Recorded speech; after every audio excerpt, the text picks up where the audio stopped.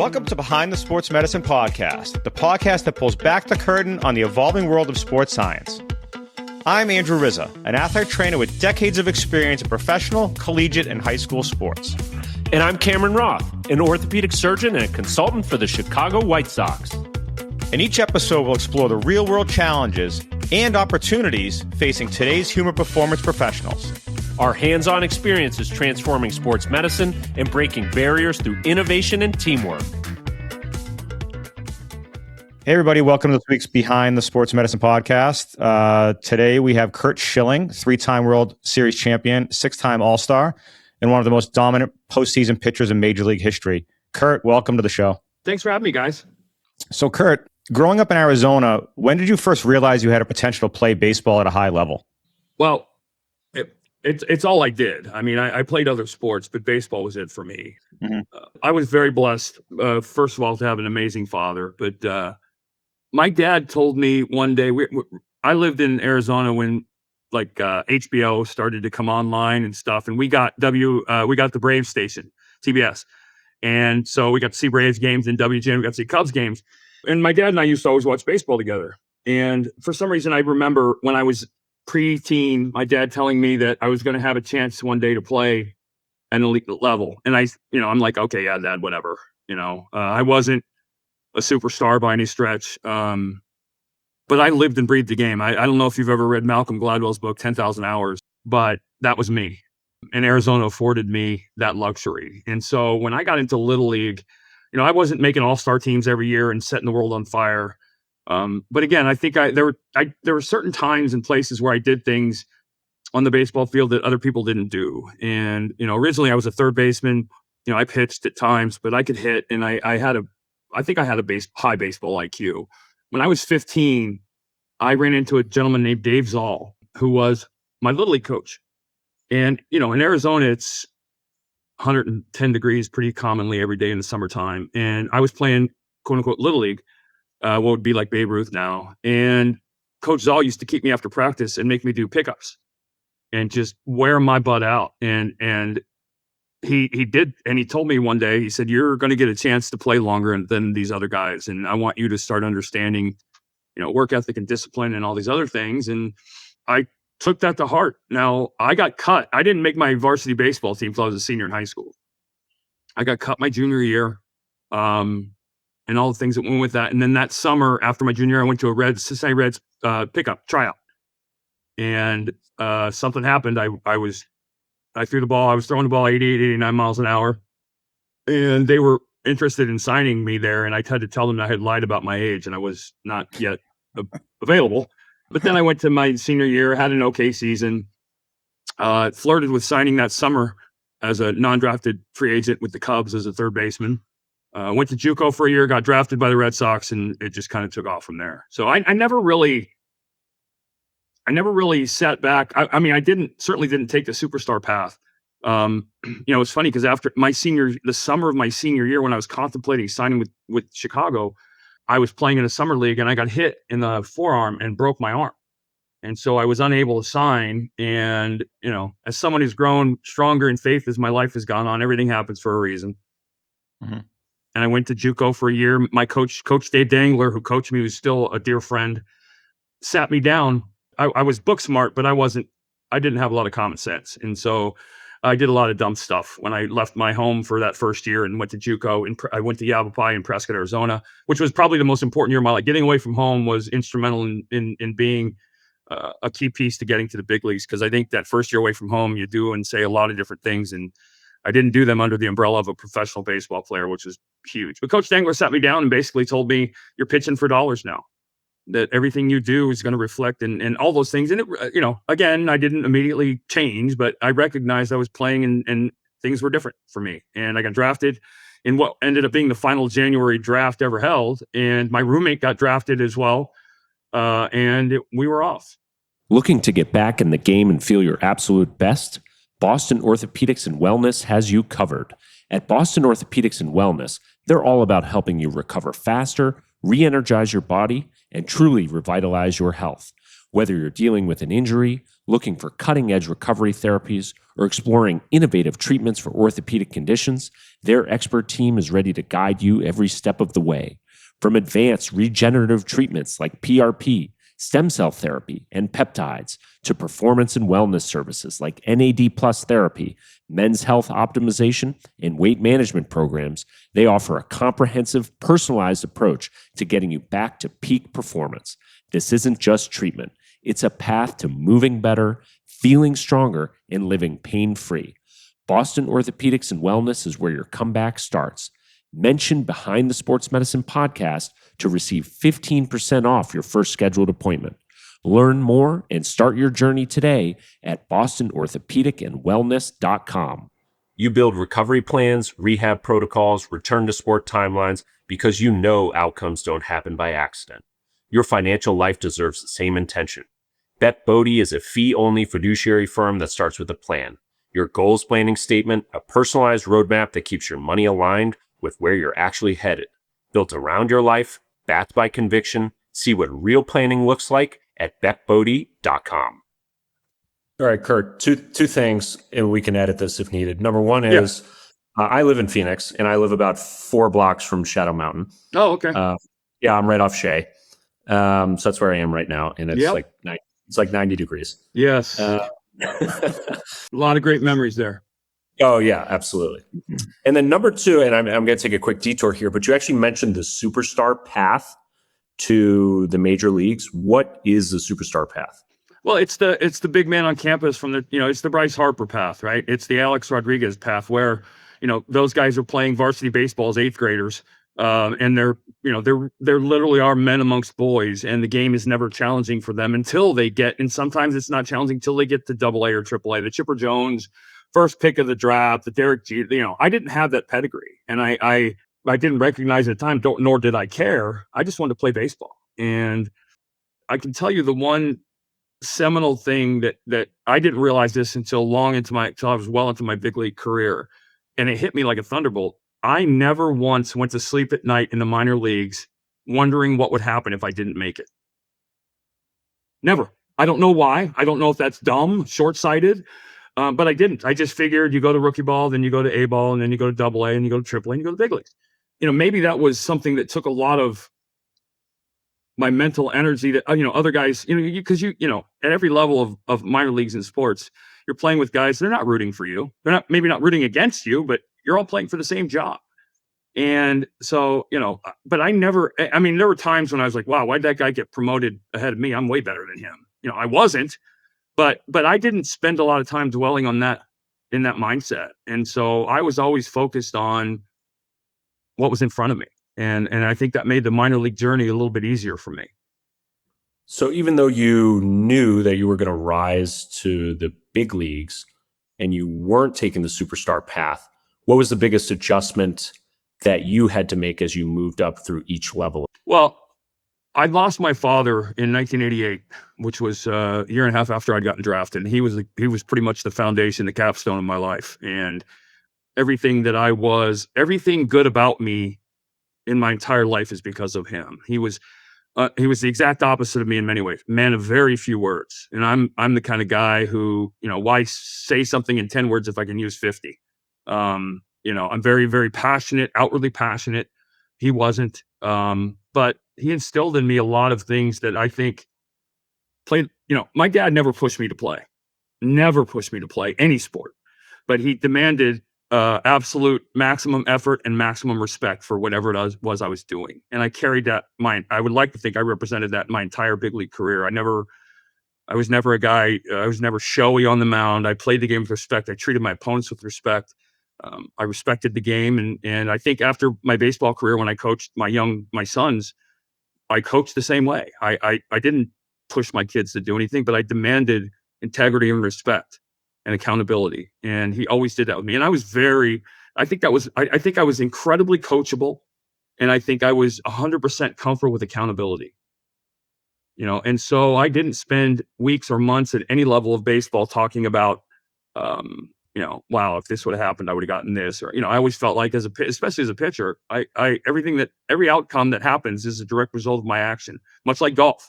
You can't blame the ball for going the way you hit it. And I think up until I got hurt the first time, I just figured it was this is how it goes. Mm-hmm. Did that strong mental attitude help you with your training and preparation earlier in your career? Oh, absolutely. Yeah, like I said, I didn't go into the weight room. I didn't do anything with self-doubt. Like, I wasn't sitting there going, wow, I wonder, even if I do this, am I going to be? I never wondered if I was going to be good enough.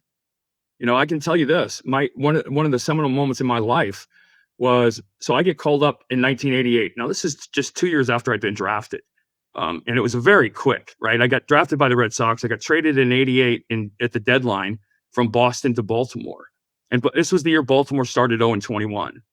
And I got traded to the Orioles. I went to Double-A in Charlotte on the last day of the season, and this was a stunner. I got called up, and I was totally caught off guard.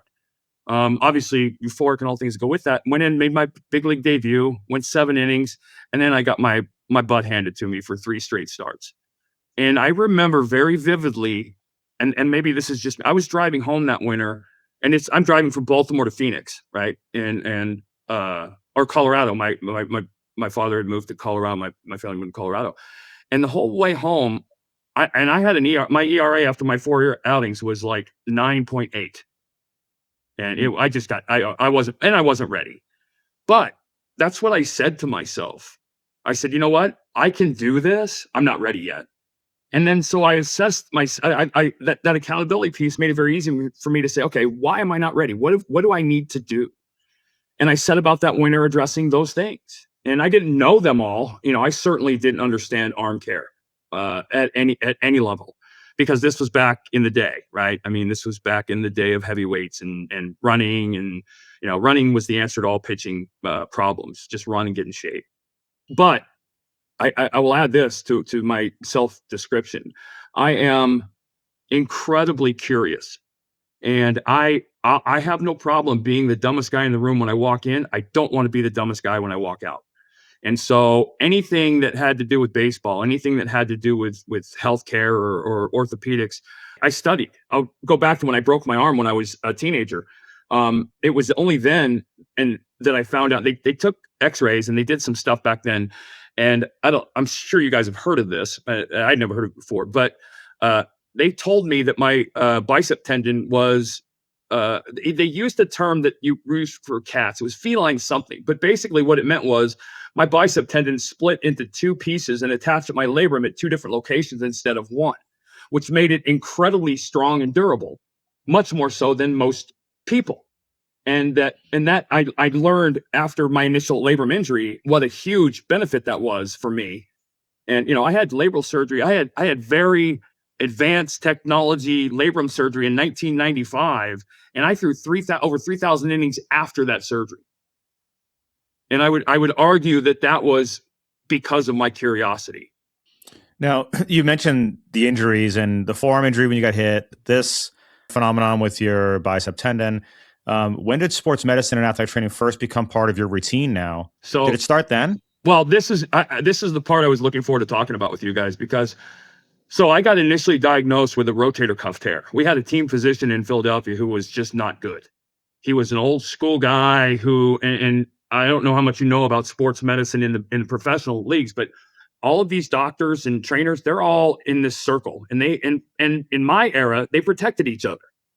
They frowned on second opinions, which is just to this day just blows me away. But I realized back then 2 things. 1, no one is ever going to care about my health more than I am, no matter how much somebody says they are. And number 2, if the media is to be believed, no player has ever been misdiagnosed or operated on wrongly, because you don't read about those. I was told I had a rotator cuff tear. Well, basically that's a death sentence in 1994, right? I mean, or 1995. And thank God I had a trainer who was a brilliant man, still a very dear friend, Jeff Cooper, who didn't believe the diagnosis. And he said, listen, I'm going to get you a second opinion. And this introduces probably the most instrumental man on the health side of my career. He introduced me to a gentleman, Dr. Craig Morgan, out of Wilmington, Delaware. And Dr. Morgan, at the time and throughout his life, was probably the preeminent shoulder guy on the planet. He had done thousands, and he was way ahead of technology back then, way ahead of the science. And I went to him, and literally less than 5 minutes after sitting down in his office, he's like, "You didn't tear your rotator cuff. You have a labral tear. You have a slap lesion." And he began to explain it to me. And then I began to get a visual image. Well, I actually got to sit in on an autopsy to look at the inside of the shoulder and understand the biomechanics of the shoulder, the functioning, what the labrum is, what it does, what the rotator cuff, because the rotator cuff is a misnomer. You got to see it to understand what it actually is and why it's so lethal when it gets broken. But all these things I understood. Now, pair that up with a gentleman named Phil Donnelly, who was an NATA Hall of Famer. He was a rehab therapist who worked with Olympic athletes. And by the way, at this point, the entire baseball world is telling me you made a huge mistake going for a second opinion. This guy's a hack. He's da-da-da-da-da-da-da-da-da. And he did a slap repair on me that was very unique for the time, anchored with sutures and all the things that go with that. So when I got out of bed and started my rehab, I could visually see the inside of my shoulder. I knew, and I think most importantly for athletes, I understood the difference between pain and injury. I was discomfort or in pain every day of my life in some sense after I was 18. But injury is unable to perform. There's a difference, right? And so I started my rehab, and I was doing stuff that was a decade ahead of everything. I saw all this stuff coming in the 2000s, plyometrics and all this other thing. I was doing that 10 years before, hugging a pillow, squeezing a pillow between my armpit, and understanding that my serratus and my lat and how, Dr. Morgan had the term, first time I ever heard it was called a six shoulder.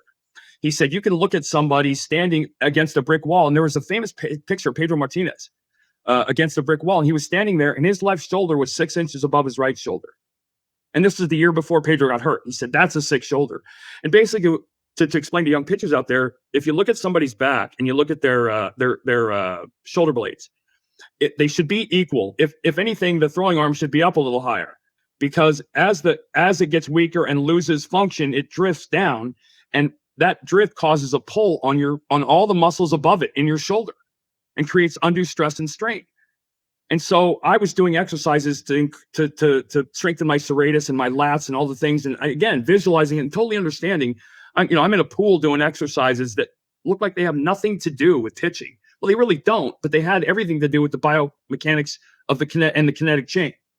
Understanding the kinetic chain was an incredibly integral part of my medical process. But like I said, I was curious. I read everything. I studied everything. I looked at everything because, this is my life. And I'm nosy about things like that. And so I wanted to walk. I didn't want to ever get bullshitted by a doctor again when it came to my arm, and you guys have a want as professional athletes, when you're in a room and you're talking to people that haven't gone to medical school, bad doctors will dismiss a patient's input. Or Dr. Morgan, I remember Dr. Morgan working with interns and fellows and saying, the most important conversation you have is the first conversation you have with a patient. They will tell you exactly what's wrong with them. They might not use the right terminology, but you can understand exactly what the problem is if you just listen. And Major League Baseball wasn't that way. Like I had bicep tendonitis early in my career, and I walked into the same doctor, the old guy, and I said, he said, what's going on? I said, I have bicep tendonitis. And he said, what? I'll tell you what you have. And it was like, okay, I had an idea, whatever. But it should be a relationship, and not, I don't work for you and you don't work for me. I need to come and be healthy, and you need to help me get healthy. And that, Dr. Morgan had a lot invested in me getting healthy because he wanted to be a team guy and be in baseball and all the things that went with that. And so my success story was his success story. And I didn't care. I don't care who gets the credit. What I care about is being on the mound, throwing again, pitching again. Well, 8 months later, as he explained it, and here's another thing I would tell you, orthopedic doctors, you can't communicate too much with an athlete. He told me every step of my rehab what I was probably going to be feeling like. And so my trust in him went through the roof as each step progressed, and he was right. And so I bought in. And at the end of that 8 months, I'll never ever forget it. I had some trouble that first year coming back. My arm would take a while for my I don't know, proprioception to kick in or whatever. But I came out, and my first start, everybody's kind of wondering what's going to happen. I go 7 innings against the Giants. I punch out 10 guys, no runs, give up 2 hits. I'm throwing the ball 3 to 5 miles an hour harder than I've ever thrown it. And everybody was just like, what the hell did I just see? And Dr. Morgan told me before this started, I would come back, I would be throwing harder, and I would be 100 times healthier going forward. And he was right. Do you remember what your rehab process was like after that surgery? One of the challenges with arm rehab a lot of times, especially as I've heard through guys that done rotator cuff, is you always feel a little bit better than you actually are. And there's this pull that any good doctor or therapist will have on you to say, hey, okay. And it for me, it really comes to fruition with guys that have rotator cuff injury. There's always this period of time, 8 to 10 to 12 months after, where you feel, oh my God, I'm healthy, ready, and this is awesome. And then they hit a valley and they're devastated. That happens every time, as I know, as I've been told. And what you have to do is stop yourself from re-injuring yourself in that 8 to 10 month window, because you aren't completely healthy. The tissue isn't completely healed. And that gets back to the trust, right? For that entire 8 months I was rehabbing, again, Dr. Morgan told me every single thing that I was going to feel, and every single thing. And I trusted him. So, and I knew he had as much invested in me as I did being successful. That's not always the case, right? I mean, I promise you, in the history of professional sports medicine, doctors have misdiagnosed players. But how many times have you heard of a doctor opening a player up and saying, oh my gosh, I was wrong. He's really not that hurt. So I'll fix this. And then when they close you, they don't say anything, but they look like geniuses because you're back in half the time. And I'm not saying that's a thing that happens all the time, but I know it happens. Or the doctor that opens you up and doesn't fix you right. That happens too. I mean, this same doctor that I don't mean to badmouth him, and I'm not trying to, but the year before, 1994, I had a bone spur and bone chips, and I was feeling it at full extension. This guy went in and cut my elbow and took my bone chips out, and I was literally pitching 17 days later with no ill effects. I mean, he was good, but again, the medicine was changing so much back then, and rehab was changing dramatically. And I was always looking for the new thing. I was always, Pilates was something I started before Pilates was even a word, because I understood the kinetic chain and I understood the transfer of power from my big toe to my fingertips, and how each connected piece, you started 100% with the toe, and you get to 98% at the knee, then the hips, then the ankle, the core, up through the chest to the shoulder to the, that transfer of energy. When you start at 100%, you want to be as close to that as you can when the ball comes off your fingertips. And so that involves everything.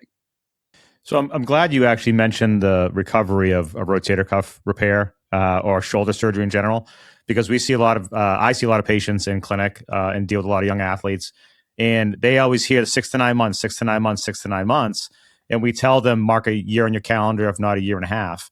So to hear from you being a successful Major League Baseball player, that's hopefully those young years hear it, and the young professionals that we're talking to or they're listening hear it. And we've heard it from our surgeons. And, we have a good friend, Cam and I both, Dr. Thomas Gill, who you know well. Oh my God, I love Dr. Yes. And Dr. James Andrews, who was a guest on our show. So we had talked about the specific topic, and it's nice to hear it come from someone like you that was as successful as you. Well, I would tell you and again, I study this stuff. I look at numbers. I look at how many guys have had the operation, how many guys have come back, because late in my career, I wanted to have an experimental surgery, and the team disagreed with me. But rotator cuff by nature is 12 to 18 months, period. If it's any shorter, you didn't have a significant cuff tear, or you didn't have one at all.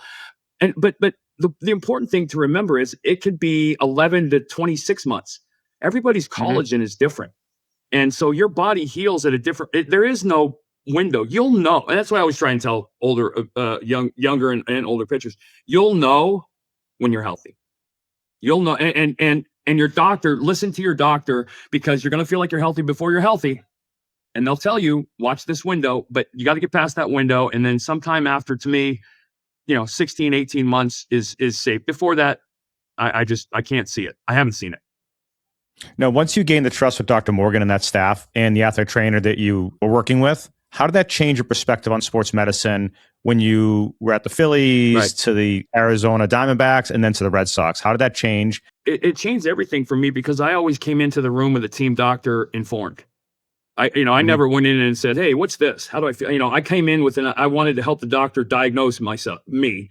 But again, I go back to that thing. No one is ever, I know your Hippocratic Oath and all the things that go with that, but you're never going to care as much as I do about my health. And so I took a vested interest in that.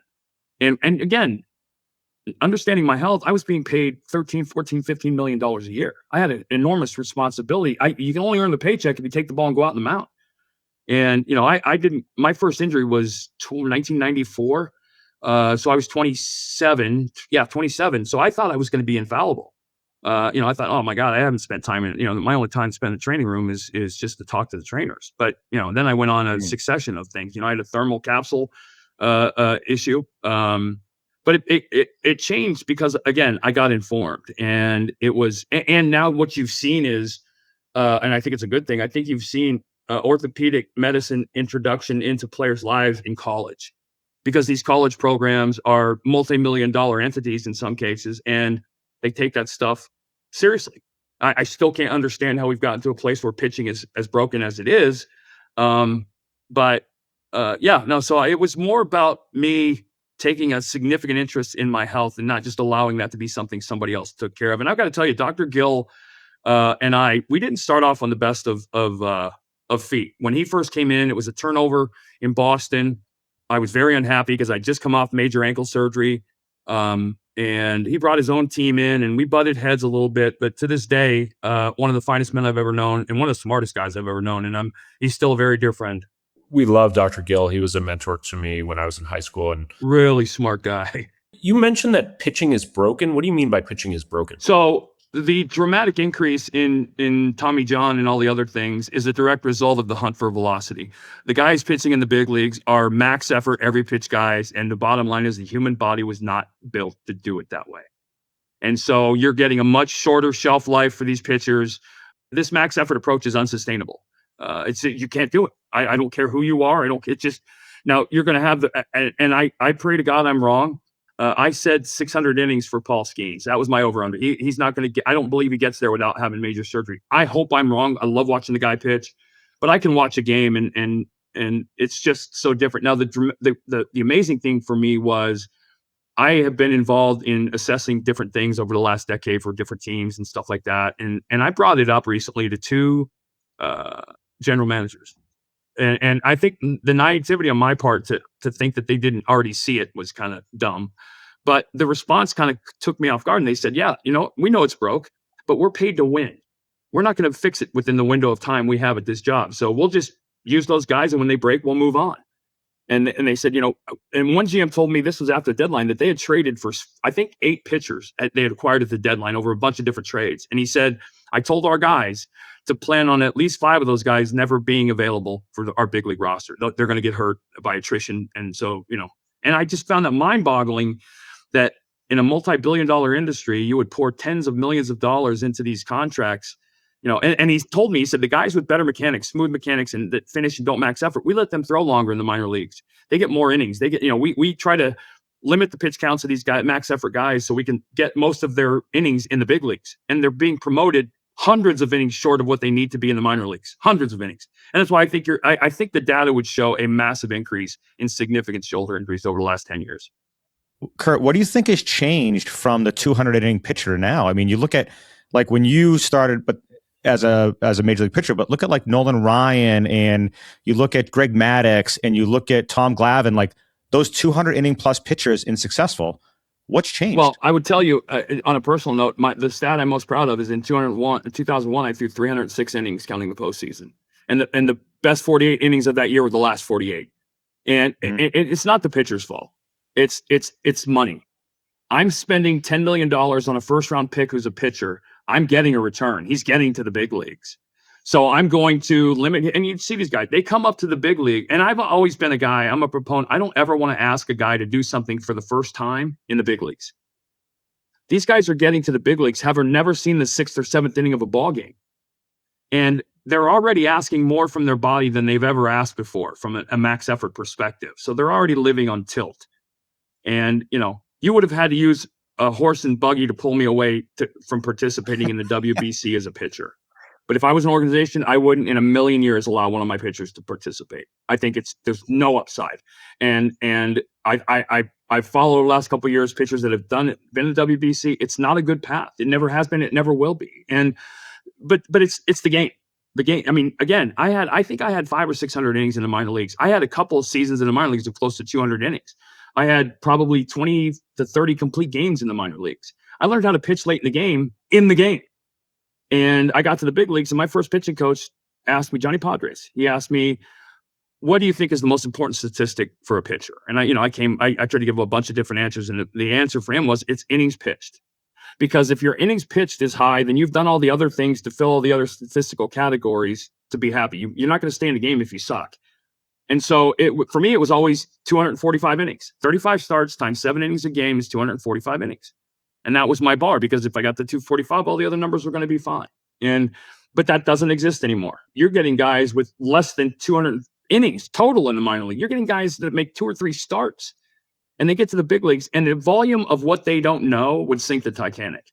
And that's the case for everybody once they get to the big leagues. But it's I always use the analogy. I got to the big leagues with a tool chest my first time, and I was missing some tools.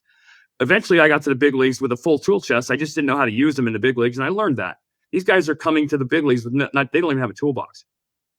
They just know that velocity is good. And that's why you've seen just a tremendous downturn in the quality of starting pitching, the strength. It used to be. Remember, I know it's all before our day, but like Koufax and Gibson and Seaver and Ryan, those were the antagonists and the protagonists every night. You went to see those guys compete. Bob Gibson and Maddox and Glavine and Smoltz. With the exception of like Skeens and Skubal and maybe 4 or 5 other guys, nobody pays to watch a pitcher. And there's a lot more pitchers out there that could be viewable and guys you want to pay to see. Then they advertise, because offense and scoring runs and home runs is sexy. And the flip side of that, now pitching velocities become sexy. So do you think the game has become softer or just different? I think it's dramatically different from a pitching perspective. There are far fewer quote unquote pitchers in the big leagues than there used to be. Far fewer, and an enormous number of throwers. Being a max effort thrower, again, you guys know this, that the stress and strain you put on your shoulder as a max effort guy, I can't even imagine. I never had it done, but I would have liked to have seen like my energy output through different parts of my body on a pitch that I threw 97 miles an hour versus a guy today. And, I had a moment. I really did. I had a moment. I'll never forget this. I was in Arizona. I threw a pitch, and it was a low and away fastball to a left-handed hitter, and it was 97, and I felt like I was playing catch. I felt like I'd put no effort into it. I thought to myself, damn, that's pretty cool. I had very solid mechanics, and I finished and I extended, and my range of motion in my arm went full all the way through. There was no whip and cock back and all the other stuff that these guys do now. And none of that stuff is healthy. So is the league transitioning to more of an NFL-like model where you just draft and put people through tandem running backs and think about this, next man up? You have teams that have literally gotten rid of their scouting departments and are scouting and drafting players based on metrics that they see online, sight unseen. Right? This guy has a 480 on base percentage. Well, he has to be a very good player if he has a 480 on base percentage. Things like that. And so the stopwatch has become a very important aspect of scouting. Exit velocity and spin rate. I agree. Spin rate's a great metric to understand breaking balls. And, but for me, I go back to hand size. I want to know hand size more than anything on a college pitcher, because if he has a bad breaking ball and big hands, I can teach him a good breaking ball. If he has a bad breaking ball and small hands, that is what it is. I can't change it. Or if he's got fingers like Pedro, He can throw anything. Oh, people don't understand. Pedro's hands were as big as Randy Johnson's. It's crazy. Yeah. Yeah. What do you think of Shohei Ohtani? Cam and I were talking about this, and his ability to be a hitter and a pitcher. Do you think that's the future of Major League Baseball, or do you think he's just an oddity? Let's amend that comment. His ability to be the best pitcher on his team and the best hitter in the game. If there was ever an athletic unicorn, I would say Bo Jackson. I would say Deion Sanders. I might throw Brian Jordan in there. A lot of people don't know Brian Jordan was a tremendous baseball player and a defensive back in the NFL, but Shohei is the unicorn for baseball. I've never seen anything like it. There's never been anything like it. And I have a hard time ever seeing anything in the future like it. I think he is a one-off in every respect. I mean, again, he's not a pitcher and a hitter in the big leagues. On the days he pitches, he arguably is the best pitcher in the game. And every day he hits, he's the best hitter in the game. I think he has the current active longest on-base streak and the current active scoreless inning streak for pitchers. Like, come on. I don't know how he does it. I honestly don't, because I understand baseball is a game of attrition physically for position players, right? I mean, it's 162 games in 181 days. I don't care how you travel. I don't care that you stay in 5-star hotels. The body wasn't built to perform at exceptional levels like that. And he does it on both sides of the coin, and he does it better than everybody else that's on the field. I don't see how there's no comparable. Honestly, there isn't. Now, you mentioned briefly there 162 games in 182 days. How do you prepare for? How do you recover? I mean, you just mentioned like it's very hard to do. Back when you were playing, how did you guys recover compared to what they're using now, which is like head and shoulders above what you had available to you? Well, I remember being one of the first guys to look into oxygen tents and things like that, because when after playing in Colorado, I realized that I had to change everything about my game when I was pitching in Colorado. And I was the guy who started hydrating for a Saturday start at the vet on Wednesday, understanding my intake. And I used, on a hot day at the vet, it could be about 150 on the turf. I would lose 10 to 15 pounds. I didn't want that to weaken me, but if I knew going in, I would put all that water in my body beforehand. So, you feel bloated the day before, but once you start the game, everything feels right. I started paying attention to all those things. I traveled ahead of the team when we traveled multiple time zones. I would be in a place a day or two beforehand, so I slept right, because the team could show up tired, but if I wasn't tired, I could pitch us to a win. We didn't have to score 9 runs. And then, in Colorado, I did things differently beforehand to prepare to pitch there. And I had to do things differently after I pitched there because my body was beaten up more than normal. So, I had to recover differently. So those were all things that attention to detail became very integral in my life, and no more so than the health, physical aspect, medical side of it. What was your relationship like with Pedro and Derek Lowe? Yeah, good relationship. They were good guys, obviously phenomenal players. And when you're on it's 25 guys, really, you spend way more time with your teammates and your family every year. You become close. You have disagreements and arguments, but at the end of the day, you're wearing the same uniform and pulling in the same direction. Pedro, I think, had the greatest run in the history of baseball over a short period. I think what he did in the era he did it will never be done again. And Derek Lowe, he blew me away for his endurance. I mean, this guy was healthy, and he took the ball 35 times a year for forever. And he was just consistent. And I loved competing with both of them and being a part of that pitching staff. You guys had one of the probably most dominant pitching rotations in 2004. How important is starting rotation to the chemistry of the team? I always tell people when they ask me for predictions, I always tell people that the pitching staff that gets the most starts from the opening day starting 5 is probably going to win the division. And if you look at 1993, the Philadelphia Phillies, our starting staff made every single start until the end of the year. If you look at the 2004 rotation, same exact thing. And then 2001 with the Diamondbacks, Randy and I were feeling kind of sexy that year. And in 2002, and we had Brian Anderson and Rick Helling and Albie Lopez and a couple of the guys rounding out the rotation. But Randy and I took our turn 90 times those 2 years. Or 70 times, I think it was. 140 starts we made over the 2 seasons, and we didn't miss any. And but that's my argument. If you have a good rotation, the team that gets the most starts from that opening day 5 generally tends to be at the top of the division at the end of the year. And with all that success, how do you prepare for those high pressure moments that you're inevitably going to find yourself in? Well, you don't prepare for them because you're hunting for them. It's something you want, and something for me anyway, it's something I absolutely fed on. I love, because I understood before my first postseason start in 1993, I understood I'm going to be doing everything I can do at a faster pace.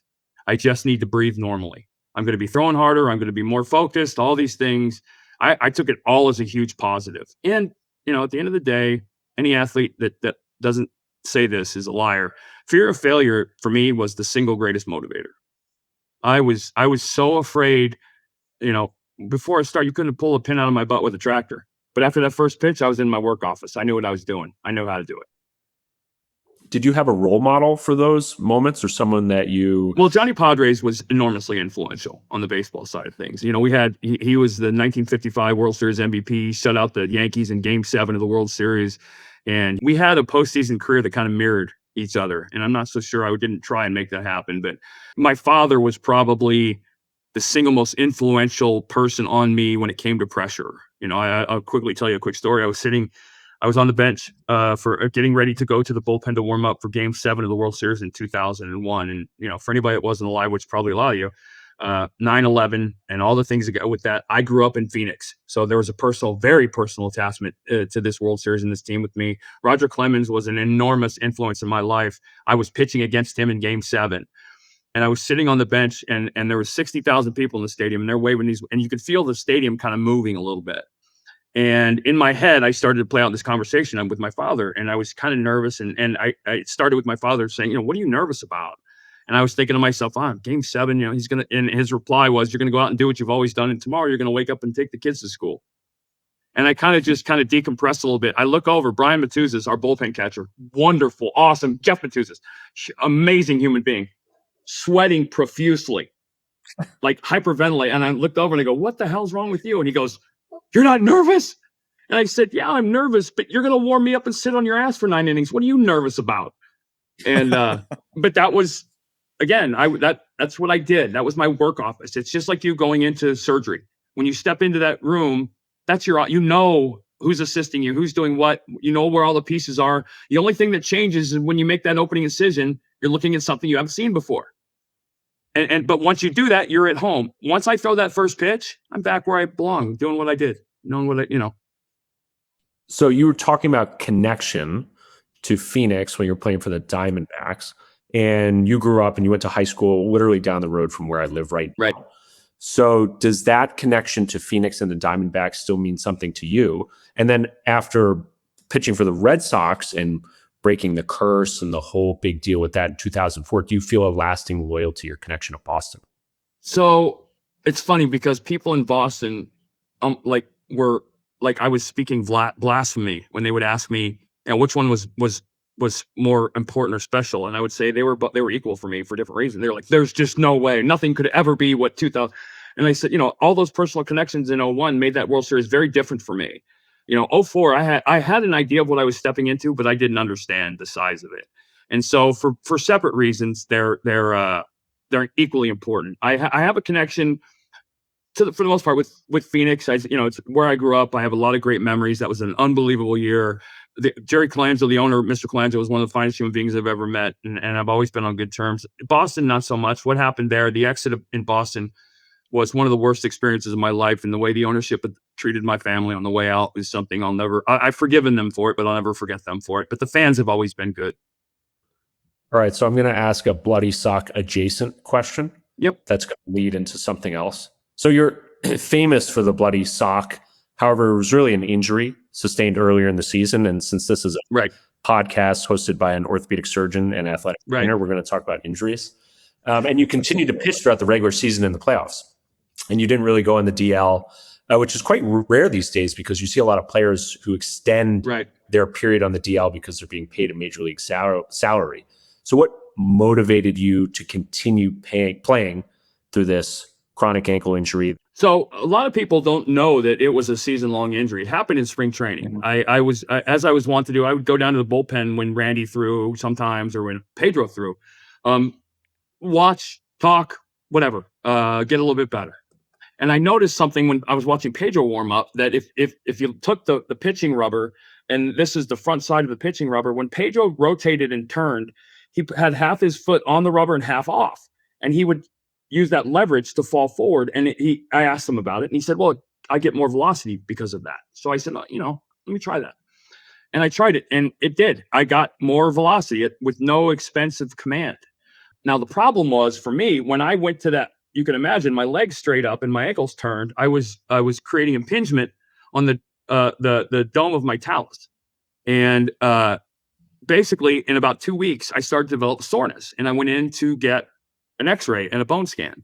And another Dr. Morgan, Dr. Bill Morgan, told me that I had I had a bone bruise, and that if I continued to do this, I could get necrosis on the top of that bone, which would be very, very painful and hip prohibitive. And I was like, okay, necrosis versus 2 more miles an hour. Well, the velocity wins. And what happened very early in April, it started. I had to get shots during the game from Dr. Morgan into that joint above my talus as a painkiller. And the shot was probably as painful as the frickin' injury. And it ebbed and flowed all year to the point where about the second half of the year, it got to be where Dr. Morgan had to travel with us every time I was pitching because I would have to get multiple injections during the game if I stayed in the game long enough. And I developed necrosis. The bone, basically, for those of you who don't know, and I'm assuming most do watching this show, my bone was dying. And it's a very painful thing.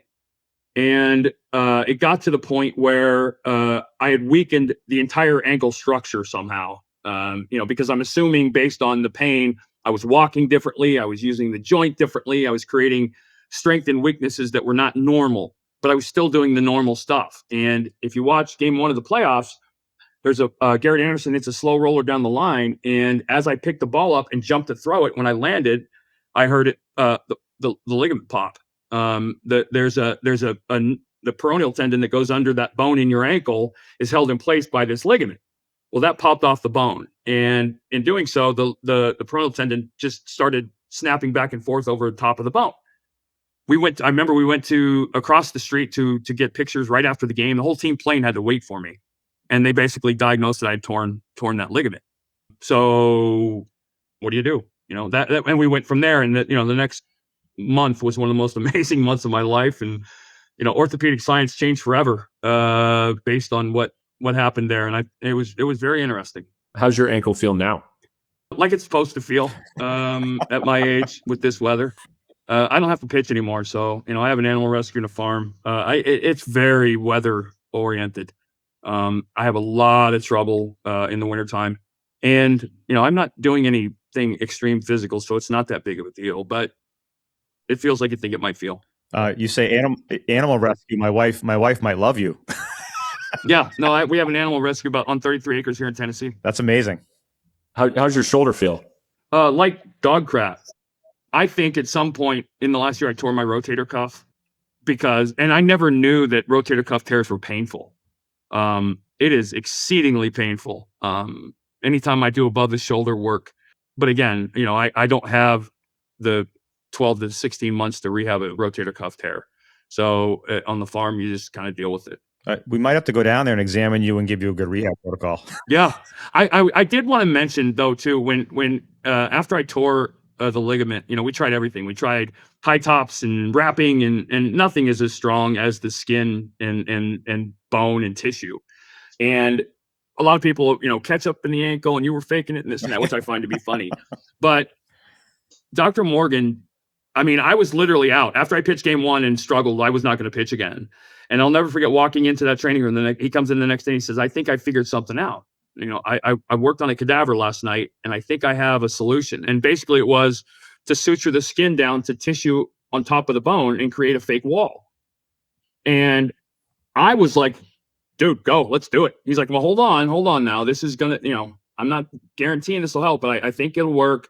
But you need to know, there could be some other stuff. I said, I don't care. And I remember we had to do it multiple times because we couldn't leave it in. But the first time we tried it, he's in there suturing it in and I'm like, and guys are walking to the training room going, what the hell is that? Oh my, because he's doing it on the trainer's table. I didn't have a sterilized surgery room, but he does it. I go out and walk around and I'm like euphoric because this is going to work. Oh my God. Well, he takes it out. We do it again before the game. And then a lot of people don't know, before the second game I pitched, I woke up that morning at 7 a.m., which if you know me is an abhorrent anomaly. I had to be dying or something. And I don't know what you call it medical terms. So when you're so sensitive that when your skin touches fabric, it feels like it's on fire. I woke up, I immediately knew something was wrong. I went to roll over and my lower right leg was on fire. And I woke up my wife and I pulled the cover back and my ankle was as thick as my calf. Because we had done the procedure the night before, right? This is World Series game 2. And I called Chris Carenni, our pitching guy, and said, I can't pitch today. Derek has to pitch. I can't do this and whatever. Long story short, I get to the ballpark. I had to drive left-footed to the ballpark because my foot couldn't touch the gas pedal. I get to the ballpark. People are looking at it like, oh, and it's red and just hot. And Dr. Morgan comes in after I already, in my mind, resigned I wasn't pitching. And he looked at it and he looks at it for 2 seconds. He goes, oh my God, I know what I did. He goes over and pops one of the sutures and like a flat tire, it's like the air is coming out of a tire. You can literally see my leg compressing. It's punctured a nerve by putting an extra stitch in the night before, like, I'm going to give you an extra stitch to help you out. And it totally backfired. Now, 10 minutes later, I'm walking around like, oh, I feel great. I'm pitching tonight. And then in my head, as a guy who's a routine guy, in my head, I'm like, oh my God, I'm pitching tonight. And it was an incredible experience of faith, but that was one of those stories that got lost. And I was like, oh my God. But I'll never forget driving to the park. And I'm thinking to myself, now, I have a 35-minute drive to the park, and all along the drive, there are signs. People that know I drive this way to the ballpark, there's signs on, like, the fire station had a sign up, the police station, fans, good luck tonight. And I'm listening to sports radio, and these people are talking about the game tonight. And all I can think is in my mind, they have no idea. They have no idea I'm not pitching tonight. I told my wife when I left home, I said, hey, don't worry about getting there early. I'm not pitching. Well, when everything happened and I got the ball again, I didn't call her. I'd forgotten to call her. So she knows nothing. She's sitting in the upstairs stand. And when I start to walk out to the bullpen, at 7:00. That's the first moment she knew I was pitching that night. And she's just like, wait, what? Holy crap. And it was just a surreal day. And then, I had the surgery, which was major reconstruction. And it took a lot longer to come back from that than I thought. That's an absolutely unbelievable story. So tell me, let me ask you guys something medically. Why did my legs swell up like that? So what likely happened is he probably hit what's called the superficial peroneal nerve, which is a sensory nerve that supplies sensation to the outside of the ankle and the top of the foot. So when you hit a nerve, it hyperactivates and can give you what's either called like hyperalgesia, or hyperalgesia, which is if you have pain out of proportion or painful things actually hurt more than they should. Oh, the pain was insane. It felt like my leg was on fire. Yeah. So you can have sort of that intense nerve pain almost immediately because the nerve is hyperactivated and extremely. And then it's the swelling? It swells, yeah. Oh. Yeah. Oh my God. That's an absolutely unbelievable story. It's an amazing story. Amazing. Well, and Dr. Morgan, who has run into a lot of issues post baseball, was one of God's good people. He's he's as much to blame for the 2004 comeback as anybody that wore a uniform, because I don't pitch if he doesn't. And that was a guy who I always liked to know that my medical people were thinking about me when I wasn't in the room. Mm-hmm. Right? That's a different level of care. Yeah. Just a side note, because you talked about the comeback, and I guess I might as well just ask, when you guys were down 3-0, was there actually a possibility of you guys discussing that you were going to win 4 in a row? So I can tell you this. We had a meeting, and one of the things that I said in the meeting was, and honestly, if you go back and look, in 2007, we were down 3-1 to the Indians, and we came back. And 2004 was a direct influence on that. But one of the things I said was, we don't have to win 4 games. We don't have to win 3. We don't have to win tonight's game other than this. We need to go out and win every half inning. If you have an at bat, you make it an out that you win. Make it a 10-pitch out. If you have, all. And what happened was the change starting that night was 25 guys were micro-focused on just their jobs. And anytime you get a professional athlete hyper-focused in a pressure situation that has talent, they do something special. Now you have 25 guys doing that. And it explains the Lesconic appearance out of the bullpen where he dealt. It explains Bronson Arroyo. It explains Derek Lowe on 3 days rest. It explains Tim Wakefield's magnificent relief appearance. It explains Ortiz's. All of the things that you wonder about get explained when you realize, well, remember, we didn't lose a game after we won game 4. We won 8 straight. Right. Yeah. Yep. And same thing. We were hyper. Same thing in 2007. We were down 3-1. We won game 5. We didn't lose another game. We were hyper focused. And it's a degree of focus I try to talk when people ask me to talk to their teams in big games or whatever. That's what I try to focus them on. Don't worry about the shift you're skating. Don't worry about the period you're playing. Just focus on the 45-second shift you're skating. Just focus on this snap. And it's hard to do because of all the other stuff. But great athletes, that's exactly what they do. That's great advice. All right. So, Curt, we do this thing called the lightning round. Quick question, quick answer. We think it works well, so we're going to do it. Go for it. Favorite ballpark you've ever played in? Yankee Stadium. Why? Atmosphere. They hated me. And the energy there. And I always knew Yankee fans never booed players that suck. Right? If you suck, they don't care about you. So them acknowledging you and booing you, the louder they boo you, the more they dislike you, meant to me the better you are. But they were the ultimate competition. They were incredibly intelligent. They said things about my mother that I've never heard anyone else ever say, but they were enjoyable. And I say that not facetiously, but as a visiting ball, it was always a legitimate big league experience. I love pitching in the old vet. I love pitching in Bank One. I love pitching in LA Stadium. And there's a lot of things I love, but if I had one game to pitch for energy, yeah, I would have been there. They are very creative. I'll give them that. Oh yeah. Toughest hitter you ever faced? Left-handed was Todd Helton. Right-handed was Derek Lee. Best player you ever played with in your career? Most athletic player I ever played with was Scott Rowland. Best player I ever played with.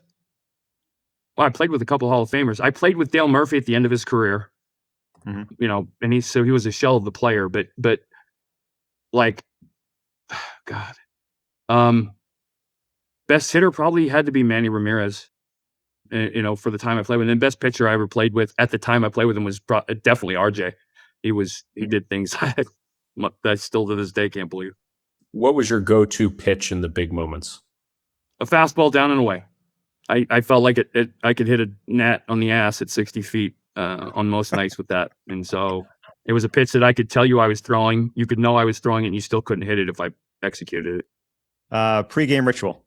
I had a 5-hour pregame routine. I left for the park exactly 5 hours to the minute from first pitch, and everything that I did was planned. It was a very thorough, to the minute, and I did that. I did that from the first spring training start to the Game 7 of the World Series. Every day I pitched, that 5-hour window was exactly the same. Didn't matter what the game was. How about pregame meal? Elio's Pizza. Nice. Oh, yes. Wow. Yes. Elio's Pizza was the majority meal for most of my career. Wow. That's carb heavy, protein heavy, sodium heavy. That's great. Best advice you've ever received? I so many of these. The one that sticks out for me was always tough times don't last, tough people do. I like it. That's a good one. One word to describe the 2004 World Series. Justified. A few more. Coffee or energy drink? Never had a sip of coffee in my life. Really? Never. All right. Is that true? Is that like when Tom Brady said he's never had a sip of coffee? Never had a sip of coffee in my life. Wow. My dad lived on it. He was Army. My mom lived on it. Never had a sip of coffee. I might have had a sip when I was young, which is why I never had another, but I never drank a cup of coffee in my life. What's your drink of choice? Now I do this. I do Waterloo. Carbonated water, because when I had throat cancer, the radiation destroyed my salivary glands and my left tonsil, and so that the carbonation is a big thing for me to swallow, to keep my throat. It scratches my throat, whatnot. So Waterloo, grape and strawberry, highly recommend. Well, get them to sponsor us. Shout out Curt Schilling. Yeah, Waterloo. They do have delicious carbonated water. That's for sure. They do. What's one thing that today's athletes do better than your era? Well, they do something that we didn't generally do in our era, which is handle social media. I wouldn't have made the big leagues if social media was around when I was alive. There's no chance. The amount of stupid shit I've said on social media would have gotten me kicked out of everywhere and anywhere ever. But do you think you would have been kicked out 25, 30 years ago? I don't know, but it would have added no positive influence on my career whatsoever. It started happening kind of. I was very involved on the internet when I was playing. I interacted with fans all the time and all the stuff that goes with that. But if there would have been ESPN was just coming online and becoming a big deal, and I think it initially ruined sports because everybody was trying to do something to get on ESPN, no matter how stupid it looked. And I think it's changed athletes' approach too. I think it's the strikeout home run approach is one of the direct results of ESPN, because strikeouts don't get on ESPN unless you're throwing them. But I think that they for the most part, and there's always exceptions, they handle social media far better than players would have. I mean, physically, they're bigger, they're stronger, they're fat. They just are. They are. And I don't know if we push the body to its limit, without PEDs. But I think we're near maximum capacity when it comes to velocity and running speed and all those things. Curt, do you know when you look you up on Google, you're actually described as an American commentator? Do you know what that means? Well, I mean, these days, depending on what social circles you're in, that could be horrible, being called an American. But yeah, I mean, I've been called a lot of things. So American commentator is at the bottom of the list of offensive things. So I'm good with that. Well, hey, Curt, this was truly amazing. I enjoyed it, guys. We value your time, and maybe we can come down and check the farm out and the animal rescue. Always welcome, and gentlemen. then we can examine the shoulder. Always welcome. Thank you, Curt. This was great. Thank you, gentlemen. Yep. No, I appreciate it. You guys take care. Yeah, take care, my friend.